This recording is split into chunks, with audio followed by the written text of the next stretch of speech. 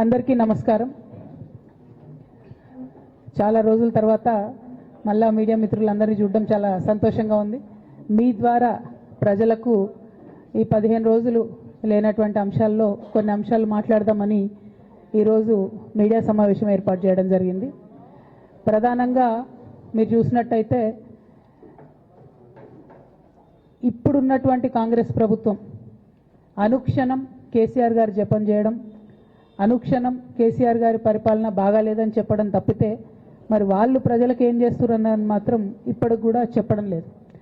అన్ని రకాలుగా ప్రజల్ని ఫెయిల్ చేసి నిన్న మొన్న వరదలు వస్తే కూడా కనీసం ప్రభుత్వం ఆదుకోలేనటువంటి దయనీయమైనటువంటి పరిస్థితిలో ఉన్నది. అంతేకాదు మేమందరం ఎంపీలుగా పనిచేసినటువంటి అనుభవం ఉంది. కేసీఆర్ గారు అయితే యూరియా కోసం మమ్మల్ని 6 నెలల ముందు నుండి చేజ్ చేసేవాళ్ళు. మీరందరూ వెళ్ళండి, తీసుకురండి, మంత్రుల్ని కలవండి, యూరియా ముందే తెచ్చుకుందాం, స్టాక్ పెట్టుకుందాం అని చెప్పి. అంటే ఒక పద్ధతి, ఒక ఆలోచన, ప్రజల పట్ల కన్సర్న్ ఉన్న ప్రభుత్వాలు ఎట్లా నడుస్తాయో ఒక తార్కాణంగా పనిచేసి చూపించినటువంటి కేసీఆర్ గారు ఒక పక్కన ఉంటే, ఇవాళ కాంగ్రెస్ పార్టీ లిటరల్గా కంప్లీట్గా ప్రజలను సేవ చేయడంలో, ప్రజలకు సేవ చేయడంలో ఫెయిల్ అయినటువంటి పార్టీగా కనిపిస్తున్నటువంటి సందర్భం. మరి అటువంటి పార్టీ కేసీఆర్ గారు తరతరాలకు తరగని ఆస్తిగా కట్టినటువంటి కాళేశ్వరం ప్రాజెక్టును మరి బద్నాం చేస్తూ, అందులో ఒక చిన్న పార్ట్ మేడిగడ్డ అనేటటువంటిది, మహాసముద్రం లాంటి కాళేశ్వరం ప్రాజెక్టులో మేడిగడ్డ అనేది ఒక చిన్న పార్ట్. ఆ చిన్న పార్టులో ఒక 3 పిల్లర్లు కుంగిపోతే 2.5 ఏండ్ల నుంచి అదే లొలి పెడుతున్నారు. కాళేశ్వరం మొత్తం కూలిపోయింది, కాళేశ్వరం మొత్తం కూలిపోయిందని మాట్లాడుతున్న సందర్భం. ఇక దానికి నిన్న పరాకాష్ఠకు చేరుకున్నది. అసెంబ్లీ వేదికగా అనేక మాటలు కేసీఆర్ గారిని అనడం. నేను కేసీఆర్ గారి కూతురుగా, కేసీఆర్ గారిని దగ్గర నుండి చూసినటువంటి వ్యక్తిగా చెప్తున్నాను. ఫస్ట్ టైము ప్రభుత్వంలోకి రాగానే, అధికారంలోకి రాగానే ఒక 6-7 నెలలు అయితే కేసీఆర్ గారు తన ఆఫీస్ రూమ్లో ఒక టేబుల్ మీద ఒక వాల్ అంతా కూడా పెద్ద టీవీ స్క్రీన్ ఉంటే 6-7 నెలలు కంప్లీట్గా రీసెర్చ్లోనే ఉన్నారు. ఎట్లా నీళ్లు తీసుకురావాలి తెలంగాణకు, ఏం చేయాలి మనం అనేటటువంటి రీసెర్చ్లు ఉన్నారు. అటువంటి వ్యక్తి మీద ఇట్లాంటి నిందలేయడం అన్నది నిజంగా దారుణం. కేసీఆర్ గారికి తిండి ధ్యాస ఉండదు, డబ్బు ధ్యాస ఉండదు, ఉండేది ఒకటే, కేవలం తెలంగాణ ధ్యాస. నేను దాదాపుగా 2006 నుండి యాక్టివ్గా పాలిటిక్స్లో నేను కూడా పాల్గొంటూ వస్తున్నాను. తెలంగాణ ఉద్యమంలో పాల్గొన్నాను. అప్పటి నుంచి ఇప్పటి వరకు కూడా నేను చూస్తున్నా, ఎప్పుడు కూడా కేసీఆర్ గారు తెలంగాణ విషయం తప్పితే, ప్రజల విషయం తప్పితే పర్సనల్ విషయాలు మాట్లాడే టైము 0.1% కూడా ఉండదు. అటువంటి ఒక మహానేత మీద, అటువంటి ఒక మహానాయకుడి మీద ఇన్ని అబాండాలు వేస్తూ, దాన్ని రోజుకొక రీతిగా చెప్పుకుంటూ, మాట్లాడితే చాలు కేసీఆర్ అవినీతి చేసిండు, మాట్లాడితే చాలు కేసీఆర్ ఏదో 1,00,000 కోట్లు దోసుకున్నాడు, నిజాం కన్నా రిచ్ అవ్వాలనుకున్నాడట. డెఫినెట్గా నిజాం బాటలోనే నడుస్తాం. నిజాం కట్టిన ఉస్మాన్ సాగర్లోనే కదా ఇవాళకి కూడా హైదరాబాద్ ప్రజలు నీళ్ళు తాగుతున్నది. ఆ నిజాం ఆదర్శం, ఆ నిజాం స్ఫూర్తి అని కేసీఆర్ గారు చాలా సందర్భాలలో చెప్పిండ్రు. ఇవాళ కాళేశ్వరం కడితే నేను చెప్తున్నా గ్యారంటీగా ఇంకా 200 సంవత్సరాల తర్వాత కూడా తెలంగాణ బిడ్డలు కేసీఆర్ గారిని తలుచుకుంటారు. అటువంటి గొప్ప ప్రాజెక్టు కాళేశ్వరం ప్రాజెక్టు. ఆ ప్రాజెక్టు డెప్త్ అర్థం కాక, తెలంగాణ భౌగోళిక స్వరూపం మీకు అర్థం కాక, మీకు తెలంగాణ పట్ల అవగాహన లేక, కేసీఆర్ గారికి ఉన్న నాలెడ్జ్, ఆయన ఎక్స్పీరియన్స్, ఆయన ఉమ్మడి ఆంధ్రప్రదేశ్లో ఆయన అనుభవించినటువంటి వివక్ష, ఇప్పుడున్న ముఖ్యమంత్రి గారు ఉమ్మడి ఆంధ్రప్రదేశ్లో కూడా మనకు వ్యతిరేకంగా పనిచేసినటువంటి వ్యక్తి, ఇప్పటికి కూడా పక్క రాష్ట్రం ఎజెండా అమలు చేసేటటువంటి వ్యక్తి, ఇప్పటికి కూడా అక్కడ బనకచెర్ల కడతా ఉంటే మాట్లాడినటువంటి వ్యక్తి. అటువంటి వ్యక్తి నిన్న పొద్దు నుండి సాయంత్రం వరకు అసెంబ్లీలో కేసీఆర్ గారిని ఎన్ని అనరాని మాటలు అన్నారు, వింటుంటే గుండె తరుక్కపోతా ఉంది. ఎందుకోసం అనాలి అన్ని మాటలు కేసీఆర్ గారిని? కేవలం రాజకీయ లబ్ధి పొందడానికి మాత్రమే, అంతకుమించి ఏమీ లేదు. ఇదే రేవంత్ రెడ్డి గారు అంతకుముందు ఒక టీవీ ఇంటర్వ్యూలో చెప్పారు, కేసీఆర్ గారికి పైసల మీద ఆశ లేదు, పాపం ఆయనకు మీటింగ్ పెట్టాలంటే కూడా పైసలు ఎప్పుడు కావాలంటే అప్పుడు చూస్తారు ఎక్కడున్నాయని, కానీ అప్పటిదాకా ఆలోచన కూడా చేయరని. మరి అటువంటి కేసీఆర్ గారి మీద ఇంత కుట్రపూరితంగా అభాండాలు ఎందుకు వేస్తున్నారు? వేసేటటువంటి అవకాశం ఎవరిచ్చారు అన్నది కూడా ఇవాళ బీఆర్ఎస్ పార్టీ శ్రేణులు కూడా ఆలోచన చేయాలి, తెలంగాణ ప్రజలు కూడా ఆలోచన చేయాలి. ఎందుకోసం వస్తుంది కేసీఆర్ గారికి అవినీతి మరక ఎవరి వల్ల అంటింది అలా? అది ఆలోచన చేసుకోవాలి కదా మనం కూడా.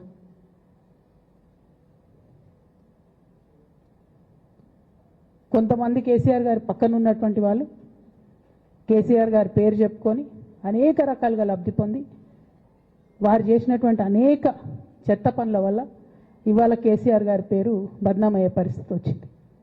అయినా మళ్ళీ వాళ్ళనే మోస్తాం, అయినా మళ్ళీ వాళ్ళనే ముందుకు తీసుకెళ్తామని అనుకుంటే పార్టీ ఎట్లా ముందటికి పోతుంది? ఒక బిడ్డగా నిజంగా నేను బాధపడతా ఉన్నా. ఇవాళ 5 సంవత్సరాలు ఇరిగేషన్ మంత్రిగా చేసినటువంటి హరీష్ రావు గారిది మేజర్ పాత్ర లేదా దీంట్లో? అందుకే కదా కేసీఆర్ గారు వారిని సెకండ్ టర్మ్లో తప్పించిండ్రు. ఈ మొత్తం కాళేశ్వరం ఎపిసోడ్లో కేసీఆర్ గారికి మరక అంటిందంటే 2-3 వ్యక్తులు కారణం. మాజీ రాజ్యసభ సభ్యుడు ఒకలైతే, హరీష్ రావు గారు ఒకలైతే, మేఘా కృష్ణారెడ్డి గారు ఇంకోటి, మేఘానో బోగానో ఏదో. ఈ పెద్ద పెద్ద కాంట్రాక్టర్లు అందరితో కుమ్మక్కై కేసీఆర్ గారు ప్రజల కోసం ఆలోచన చేస్తే, నీళ్ళ కోసం ఆలోచన చేస్తే, వీళ్ళు సొంత వనరుల కోసం, డెవలప్మెంట్ కోసం, ఆస్తులు పెంచుకోవడం కోసం ఆలోచన చేసి ఇవాళ మీ వల్ల రేవంత్ రెడ్డి లాంటి వ్యక్తి, తెలంగాణ ఉద్యమానికి సంబంధం లేని వ్యక్తి, కేసీఆర్ గారి కాలి గోటికి సరిపోని వ్యక్తి, ఆయన నిలబడి కేసీఆర్ గారిని చెయ్యెత్తి చూపించి కేసీఆర్ గారి మీద సిబిఐ ఇవాళ నేను వేస్తా అని చెప్తున్నాడంటే కారణం ఎవరు దీనికి? నేను భరించిన ఇదే హరీష్ రావు గారు, ఇదే సంతోష్ రావు గారు అనేక కుట్రలు చేసినా కూడా భరించిన. నా మీద ఓపెన్గా మీడియా మిత్రులందరితో రకరకాల మాటలు చెప్తే కూడా నేను భరించిన. నా పర్సనల్ అటాక్కి నేను ఎప్పుడు కూడా వాళ్ళను ఇంతవరకు పేరు పెట్టి పిలవలేదు, మాట్లాడలేదు. ఫస్ట్ టైం చెప్తున్నా నేను. ఎందుకోసం చెప్తున్నా? కేసీఆర్ గారికి ఈ వయసులో సిబిఐ ఎంక్వైరీ ఏందండి? ఎందుకోసం ఆ కర్మ పట్టింది? ఎందుకు భరించాలి? ఇటువంటి వాళ్ళని చూస్తూ ఎందుకోసం ప్రొటెక్ట్ చేసుకోవాలి? బీఆర్ఎస్ పార్టీ తమ్ముల కోపం రావచ్చు, కానీ వాస్తవాలు చేదుగున్నా అప్పుడప్పుడు మాట్లాడుకుంటేనే, మందు తీసుకుంటేనే ఆరోగ్యం మంచిగా అవుతుంది. ఇట్లా చెప్పుకుంటూ పోతే చాలా చాలా అంశాలు ఉన్నాయి. వాటన్నిటి జోలికి నేను పోదలుచుకోలేదు. కానీ కేసీఆర్ గారు హిమాలయ పర్వతం అంత ఎత్తు లాంటి పర్సనాలిటీ ఆయనది. ఆయనను చేయబెట్టి చూపించి అవినీతి అని అంటే నిజంగా చాలా బాధ అవుతూ ఉన్నది. ఎందుకంటే నా పెళ్ళి చేయడానికి కూడా ఇబ్బంది పడ్డటువంటి వ్యక్తి ఆయన. రాజకీయాలలో 40-50 ఏళ్ళు ఉంటే కూడా ఆస్తులు సంపాదించుకోలే కేసీఆర్ గారు. అనేక మంది అలా మాట్లాడుతుంటారు, చాలా మాటలు మాట్లాడుతుంటారు. కానీ నాకు తెలుసు, నేను దగ్గరుండి ఆర్థిక పరిస్థితి చూసిన కాబట్టి ఎన్నడూ ఆయనకు ఆశ లేదు. అటువంటి మనిషిని పట్టుకొని సిబిఐ ఎంక్వైరీ ఇస్తాం, ఇదేస్తాం, అదేస్తాం. ఎవరు కారణం దీనికి అంతటికి?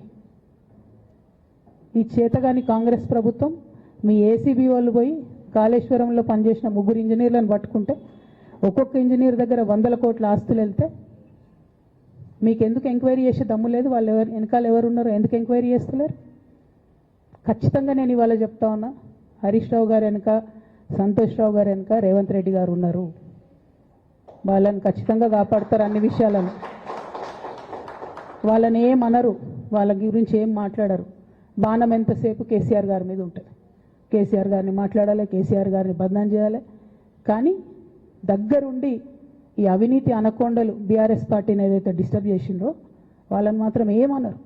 ఈ ఇంటర్నల్ అండర్స్టాండింగ్ అనేది ఎక్స్పోజ్ కావాలి. రేపటి నుంచి నేను ఛాలెంజ్ చేసి చెప్తున్నా కదా, రేపటి నుంచి ఏం మాట్లాడతారు తెలుసా? ఈ మొత్తం బ్యాచ్లన్నిటికీ సోషల్ మీడియా బ్యాచ్లు ఉన్నాయి. వీళ్ళందరికీ బాగా చాలా చాలా బ్యాచ్లు ఉన్నాయి. వాళ్ళంతా రేపటి నుంచి ఏమంటారు? నన్ను ఒకళ్ళు బీజేపీ ఆపరేట్ చేస్తుందంటారు, ఒకళ్ళు కాంగ్రెస్ ఆపరేట్ చేస్తుందంటారు, ఒకళ్ళు రేవంత్ రెడ్డి చెప్తే మాట్లాడుతుందంటారు, ఇంకోళ్ళు బండి సంజయ్ చెప్తే మాట్లాడుతుందంటారు. ఖబర్దార్ బిడ్డ, నేను ఎవరు చెప్తే ఆడేటటువంటి తోలుబొమ్మని కాదు. నాది నాది నాది నాది కేసీఆర్ బ్లడ్, నాకు తెలంగాణ బ్లడ్. ఇండిపెండెంట్గా నేను అనుకున్న విషయాన్ని చెప్తున్నాను. దానికి పొలిటికల్గా ఇబ్బంది అయినా, కష్టమైనా, నష్టమైనా నేనే భరిస్తా. కానీ దేవుళ్ళ లాంటి మా నాన్నను ఇవాళ సిబిఐ ఎంక్వైరీ చేసిండ్రంటే కడుపు రగులుకపోతా ఉంది ఒక బిడ్డగా. అందుకే చెప్తున్నా, ఇన్ని రోజులు చెప్పలే. ఆ మధ్యలో పోయినసారి నా కొడుకు గ్రాడ్యుయేట్ అయినప్పుడు వచ్చినప్పుడు నేను మా నాన్నకు రాసుకున్న లెటర్ లీక్ చేస్తే కూడా ఆ 70, 80, 90 రోజుల నాకు నరకం చూపిస్తున్నారు. ప్రతిరోజు సోషల్ మీడియాలో ఇష్టం వచ్చినట్టు రాపిస్తున్నారు. ఎప్పుడు వీళ్ళ పేర్లు తీసుకోలే. ఇష్టం వచ్చినట్టు ప్రెస్ వాళ్ళకు మాట్లాడుతూ చాలా విషయాలు చెప్తున్నారు. ఎప్పుడు వాళ్ళ పేర్లు తీసుకోలే, ఇలా తీసుకుంటున్నా. ఎందుకంటే విషయం నాది కాదు, ఇది తెలంగాణ పరువు ప్రతిష్టకు సంబంధించిన విషయం. ఇలా దేశంలో ఏ మూలకు పోయినా ఎక్కడికి పోయినా కేసీఆర్ అంటే ఒక మహానాయకుడు, త్యాగం చేసిన నాయకుడు అని చెప్పి మాట్లాడతారు. రేపటి నుంచి ఏం మాట్లాడతారు? సిబిఐ ఎంక్వైరీ చేస్తే ఏం మాట్లాడతారు? కేసీఆర్ అంటే సిబిఐ కేసు అంటారు. మా నాన్న పరువు పోతే నాకా బాధ, మీకా? మీకు పైసలు కావాలి కదా, మీకు పేరుతోనేం పని? ఇంకా కూడా ఈ విషయాలు అర్థం చేసుకోకుండా, ఇంకా కూడా ఇటువంటి వ్యక్తుల్ని దూరం పెట్టుకోకుండా ఉంటే ఇక కేసీఆర్ గారి మీద సిబిఐ కేసు వేసేటటువంటి స్థాయికి వచ్చినాక ఏం పార్టీ ఉంటేంది పోతేంది. బీఆర్ఎస్ పార్టీ నాయకులు నన్ను తిట్టుకున్నా సరే, లోకల్ బాడీ ఎన్నికలలో నాకు నష్టం జరుగుతుంది అనుకున్నా సరే, మా నాన్న మీద సిబిఐ ఎంక్వైరీ పడ్డాక ఏముంది, తొక్కల ఎలక్షన్ ఒకటి గెలుస్తారు, ఒకటి ఓడిపోతారు. అసలు ఓడిపోయే పరిస్థితి ఎట్లా వచ్చింది? ఇటువంటి దుర్మార్గుల వల్ల కాదా వచ్చింది? ఆలోచన చేసుకోవాలి కదా. అంటే నా దగ్గర పైసలు ఉన్నాయి, టీవీలు ఉన్నాయి, సోషల్ మీడియాలు ఉన్నాయి, ఏటు పడితే అటు మాట్లాడతామంటే తోలు తీస్తాం చెప్తున్నా నేను. గీత గీసుకుంటాం బిడ్డ. మీరు ఒక్క కమెంట్ పెడితే మేము 10 చేస్తాం. ఏది పడితే అది మాట్లాడచ్చు సోషల్ మీడియాలో అనుకుంటూ చూసుకుంటూ ఊరుకుంటున్నా.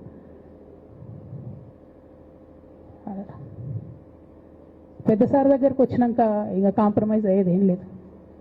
ఘోష్ కమిషన్ వేసిన రోజే నేను చెప్పిన, ఎందుకు రియాక్ట్ కాలేదు పార్టీ అని అడిగిన ఆ రోజునే. నిన్న సిబిఐ ఎంక్వైరీ వేస్తున్నా అని రేవంత్ రెడ్డి గారు అసెంబ్లీలో చెప్తే తెలంగాణ బంద్ ఖాళీ వద్దా, బగ్గు మనొద్దా తెలంగాణ? ఎట్లా మాట్లాడతారు? నిజంగానే మనిషి అవినీతి అయితే, నిజంగానే మనిషి డబ్బులు తినోడైతే వేరు మాట. ఆయనకు తిండి మీద కూడా ధ్యాస ఉండదా బాబు? తెలంగాణ అదే పిచ్చి.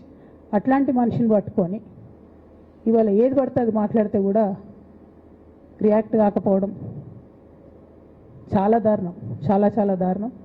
నేను దీన్ని తీవ్రంగా ఖండిస్తున్నా. At the same time Congress government PC Ghosh commission వేసిండ్రు. రెండేళ్ల నుంచి టైంపాస్ చేస్తారు. ఆ కమిషన్ రిపోర్ట్ వచ్చింది. ఆ రిపోర్ట్ నిన్న అసెంబ్లీలో పెట్టిండ్రు. ఇంకా దానికి ఏమిట్లకేం లేదు, దాంట్లోకి ఏం చర్యలు తీసుకుంటారో చెప్పారు, ఏం చేస్తారో చెప్పారు. తక్కువ మంది సిబిఐకి ఇచ్చేస్తారు. అంటే ఇది ప్రీ ప్లాన్డ్, ప్రీ మెడిటేటెడ్, ఖచ్చితంగా కేసీఆర్ గారి ప్రతిష్ట దెబ్బతీయాలనేటటువంటి ప్రీ మెడిటేటెడ్ అటాక్ తప్పితే ఇంకోటి కాదు. ఇన్ని ఏజెన్సీస్ ఉన్నాయి రాష్ట్ర ప్రభుత్వంలో. మీ ఏసీబీకే దొరికింది కదా ఇదే కాళేశ్వరంలో అవినీతి తిమంగళాలు. ఏమైంది అది? ఏమైంది ఆ రిపోర్ట్? ఏమైంది? వాళ్ళ మీద చర్యలు ఏమైనాయి? దాని కంక్లూజన్ ఏంది? ఒక్క చిన్న ఎంక్వైరీ కూడా ఇప్పటివరకు కంక్లూడ్ చేయలేదు కాంగ్రెస్ గవర్నమెంట్. ప్రచారం ఎక్కువ, పని తక్కువ. ఎప్పుడైనా మీ తప్పిదాలు బయటపడుతున్నాయి అనుకుంటే, ఎప్పుడన్నా ప్రజలు తిరగబడతారు అనుకుంటే వెంటనే ఒక రిపోర్ట్ వేయాలి, వెంటనే కేసీఆర్ మీద ఒక ఆరోపణ చేయాలి. ఇప్పటికి కూడా రేవంత్ రెడ్డి గారికి కేసీఆర్ గారి పేరు చెప్పుకోకపోతే ఆయన ఫోటో కూడా పేపర్లో వేరేమో అని భయం పాపం. అందుకని ఆయన రోజు పొద్దుగాలేస్తే కేసీఆర్ని తిట్టుడే తప్పితే ఇంతవరకు కూడా వేరే ఆలోచన చేయడం లేదు. మేము డిమాండ్ చేస్తూ ఉన్నాం కాంగ్రెస్ ప్రభుత్వాన్ని, మీరు బట్టగాల్చి మీదేసినట్టు ఆరోపణలు వేయడం కాదు, మీకు దమ్ము ధైర్యం ఉంటే నేను పేర్లు కూడా చెప్పిన, చూడండి ఎక్కడి వరకు పోతారో చూస్తాం. మీకు అండర్స్టాండింగ్ లేకపోతే మీకు అండర్స్టాండింగ్ పెట్టుకొని కేసీఆర్ గారిని టార్గెట్ చేయడం ఇది పొలిటికల్గా కరెక్ట్ కాదు. మన రాష్ట్రంలో ఇటువంటి వాతావరణం ఇదివరకు లేకుండే, రేపు పొద్దున కూడా ఉండొద్దని చెప్పి నేను కోరుతాను. కాంగ్రెస్ ప్రభుత్వం కేవలం కాళేశ్వరం విషయమే కాదు, బీసీల విషయంలో ఎంతగా మోసం చేస్తున్నారు. ఫస్ట్ ఏమో బిల్లు పెడతారు, మేమందరం లొల్లి పెడితే టైంపాస్ చేసి 1.5 year తర్వాత బిల్లు పెట్టిరు. బిల్లు పెడితే కనీసం గవర్నర్ దగ్గర పోరు, కనీసం రాష్ట్రపతి దగ్గర పోరు, ప్రధానమంత్రి దగ్గర పోరు. గవర్నర్ పెండింగ్ పెట్టుకుంటే ఎందుకు సుప్రీంకోర్టు కోతలేరు? ఇంకా కూడా మళ్ళీ ఛాలెంజ్ చేసి అడుగుతా ఉన్నాను నేను, ఎందుకు సుప్రీంకోర్టు కోతలేరు? మీరు September 30 లోపల ఎన్నికలు చేస్తామని చెప్పిండ్రు. September 30 లోపల సుప్రీంకోర్టుకు పోండి. డీమ్ టు బి అప్రూవ్డ్ అనుకుంటే ఇదే ఎలక్షన్లో బెనిఫిట్ అవుతుంది కదా బీసీలకు. ఆ తర్వాత ఇంకొక ఆర్డినెన్స్ తెచ్చిరు, అది పెండింగ్ ఉంది గవర్నర్ దగ్గర. కనీసం దాని మీద సుప్రీంకోర్టు కోండి, దాని మీద కూడా పోతలేరు. మళ్ళీ నిన్న కొత్త కథ, 50% స్లాబ్ ఎత్తేస్తామట. కామెడీ రోజుకి. ఏంది ఇది? ఎందుకోసం అంటే ఇదంతా బీహార్లో ఎన్నికలు అవుతున్నాయి. వాళ్ళ రాహుల్ గాంధీ గారి పిఆర్ యాక్టివిటీకి రోజు ముచ్చడి చెప్పాలి ఆయన. ఇక్కడ వీళ్ళు నిన్న 50% క్యాప్ ఎత్తేస్తున్నామని కొత్త కథ చెప్పిండ్రు. మీరు చూడుని రేపెల్లు నుంచి రాహుల్ గాంధీ బీహార్లో ఏం మాట్లాడతాడు, హమ్నే 50% సీట్ తోడది అంటాడు ఆయన బీహార్ ఎన్నికలలో. ఆయన అక్కడ చెప్పుకోవాలి కాబట్టి పిఆర్ యాక్టివిటీ కోసం వీళ్ళు ఇక్కడ చేస్తున్నారు తప్పితే బీహార్ ఎన్నికల కోసం తెలంగాణ బీసీ బిడ్డలను బలిపెడుతున్నారు రేవంత్ రెడ్డి గారు తప్పితే నిజంగా చిత్తశుద్ధితోని బీసీలకు ఏదైనా బెనిఫిట్ చేద్దామనే ఉద్దేశమే మీకు లేదు. అటువంటి ఉద్దేశం మీకు ఉంటే మీ వైఖరి ఇట్లా ఉండదు. కేవలం కాంగ్రెస్ పార్టీ బీసీలను నయవంచన చేస్తున్నది. మీరు ఇట్లనే చేస్తుంటే బీహార్ ఎన్నికలు వస్తే మేము తెలంగాణ జాగృతి మొత్తం పోయి బీహార్లో మీకు వ్యతిరేకంగా ప్రచారం చేస్తాం. తెలంగాణ బీసీలను మీరు మోసం చేసిరని చెప్పి అక్కడికి పోయి కూడా మీకు ప్రచారం చేస్తాం. మీ యొక్క బండారం కూడా బయట పెడతామని ఈ సందర్భంగా నేను తెలియజేస్తా ఉన్నా.